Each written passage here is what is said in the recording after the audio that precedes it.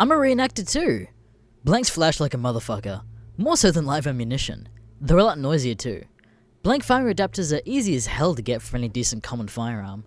They range from like $8 from Comblock Surplus, training BFAs for AKs and such, to $100 plus US fancy-made low-profile BFAs. I think you have some very vague understanding of how blanks work. A BFA doesn't plug to the barrel. What it does is constrict it to about 3mm. Speaking of BFAs, I have a somewhat related story. B in the early 90s. Out doing World War II reenactment, on the German side of Fallschirmjägers. Good day of firefights, driving around in a Kuebel wagon while in firefights, and napping during firefights. Night falls. Sitting around a fire with a buddy. He was our machine gunner, and I was his loader. He's got a semi-automated MG42, because he has far too much time and money on his hands. I have a Carabiner 98K. Here, in a shitty German accent, Amerikaner, 12 o'clock! American airborne dude wanders out of the bushes in front of us. Quiet fucker, we don't hear or notice him trampling through the bush. The actual reenactment ended long ago. Next engagement is tomorrow, so we don't light him up. He walks up to a campfire, sits down, and says, this time with a standard Pacific Northwest accent, Tim, wanna have a cigarette with me? My name is Dom. Close enough. Wait, why the hell is he addressing me by my name? I've never seen this dude before. He must be a new guy. The other Americans probably named us. Ja, in the moment. Produce cigarette and matches. Hand a cigarette to him, and one to my buddy. Strike a match and light my own, then pass the matches around. American dude is smoking hard, like taking a huge drag every second, practically shoving the cigarette into his face. He's done with it in like 30 seconds. Drops the butt on the ground, doesn't extinguish it. I figure it's a combination of him probably being drunk, like us, and the long marches. After we finish our smokes, the dude just sits there and stares at the fire silently for like 5 minutes. So, what's your name? Jonan. You can call me John if you want. There's a guy on our American side with Jonan who goes by John. Except this isn't him, and I've known the other Jonan for like 3 years at this point. Hell of a coincidence. Did you meet the other Jonan? He just fucking smiles at us. Not even a smile. More like pulling his lips back like a growling dog. Hear a bunch of crashing in the bushes, behind where Creepy John came out. American Airborne walks out of the bushes, visibly annoyed. Hey, asshole! Would you fucking mind giving us back Tim's kit? That shit isn't cool! He's fucking freezing! It's 35 degrees out! Looks over to us. And why the hell didn't you turn him around as soon as he got back here? I told you guys to stop fucking letting teenagers into your group. Referring to an incident where a drunk 16-year-old nearly burned down an Airborne No. 2's tent. Drop German accents. We very rarely go out of character unless someone gets injured. Dude, we don't fucking know this guy. We thought he was one of yours. Creepy dude is monk reloading his rifle. Like moving his hand over his bandolier, not actually pulling anything out, and putting nothing into the breech of his M1 rifle. Does this like 3 times while we just fucking stare at him.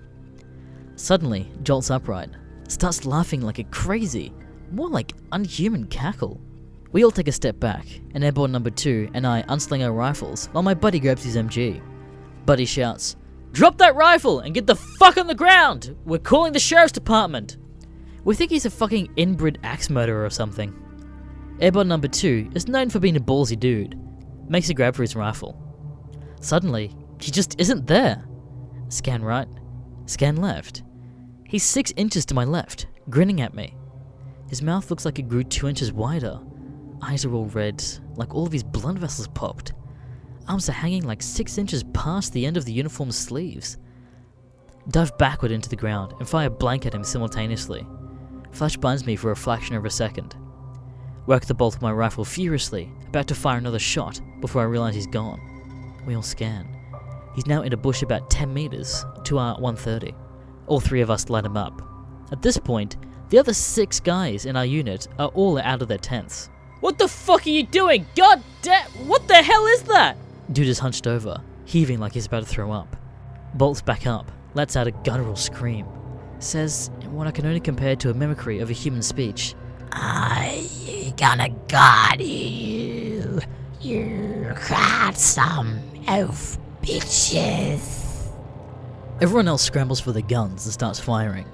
A sniper produces a 44 revolver he carries for bare defense, fires a live round at the fucking thing as it just stands there. It curls over from the impact, howls in pain, and dashes into the bushes uphill and to our right. We all march over, weapons raised, to check if there's any blood. No fucking blood. A guy's adamant that he hit it. We search around the bushes, and eventually we find the rifle and helmet took from the real Tim. Find the bandolier torn off a little farther up with a bullet hole in it. Guttural screaming from what sound like maybe 30 meters away.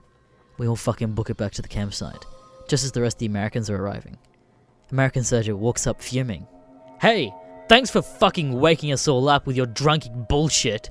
Tim Actual is there too, wrapped in a blanket and wearing someone's spare boots. Sergeant notices we're all pale as hell. Cools off a bit. "You guys alright? You look a bit shaken up." Describe situation to him as MG Buddy breaks out his Motorola Microtac and calls 911. Wait for Sheriff to arrive. Form defensive perimeter and fix bayonets. Wait for Sheriff to arrive. We hear sirens in the distance, sprint the full mile to where the road ends. Arrive with rifles slung in hand. 3 squad cars, 5 deputies, plus a sheriff to step out. Are all armed with shotguns. Got the feeling this has happened before. They politely ask us to unsling and put down our weapons. We reluctantly comply. They tell us that they'll escort us to our camps, and that we need to take down our tents, pack up, and get out of the area immediately. Sheriff explains as we walk down that they get a few calls like this every year. The thing has never hurt anyone yet. They've been trying to get the whole area closed off and clear cut. Forest Service doesn't see shape-shifting murder demons as good enough reason. Fuck the Forest Service. Get back to camp. Pack up. Do the same with the American camp. Hear that same guttural scream. Really fucking close. Sheriff and deputies start emptying shotguns towards the noise. Screams continue. We all book it back to the cars, jeeps/Kubelwagen. Hurl our gear into cars, screams still coming closer. Start cars. As we're turning around, headlight beams illuminate the fucking thing standing in the middle of the trail, twitching. Deputies lean out of their car window and fire the rest of their ammo as we collectively get the hell out of Dodge. About 2 miles down the road, Sheriff signals for us to pull over. Explains the whole Wendigo legend to us. "I'm not saying that's what you saw up there, but if I were you, I wouldn't go back there, even if you gave me $1 million. Sagely advice. Me, Buddy, and our 2 other tag-alongs stop in a diner to get coffee and discuss. We can figure out no rational explanation. Americans lost about 400 to 500 worth of gear up there. Drive home was uneventful. Unable to sleep that night, though. Never return to that godforsaken place. Continue reenacting somewhere else.